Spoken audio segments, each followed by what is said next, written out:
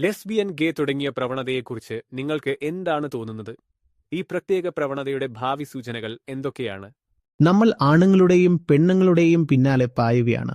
നിങ്ങൾ ഒരു പുരുഷനായി ഒരു സ്ത്രീയുടെ പിന്നാലെ പായുകയാണെങ്കിലും അതോ ഒരു പുരുഷന്റെ പിന്നാലെ ഓടുകയാണെങ്കിലും കാര്യം നിങ്ങൾ ഇപ്പോഴും ഒരു ശരീരത്തിന് പിന്നാലെയാണ് ഓടുന്നത് എന്നതാണ്.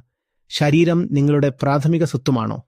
മൃഗങ്ങളുടെ പ്രാഥമിക സ്വത്തും തീർച്ചയായും ശരീരമാണ്.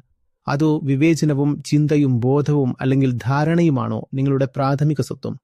അതുകൊണ്ട് നിങ്ങൾ സ്ട്രെയിറ്റ് വേഴ്സസ് ഗേ ലെസ്ബിയൻ എന്ന വിഷയം വളരെ പ്രധാനപ്പെട്ടതാക്കുമ്പോൾ പരോക്ഷമായി നിങ്ങൾ ശരീരത്തിന് വലിയ പ്രാധാന്യം നൽകുകയാണ്.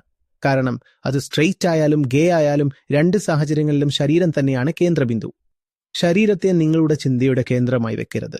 നിങ്ങളുടെ ചിന്തകളെ ഉയർത്താൻ ശ്രമിക്കുക.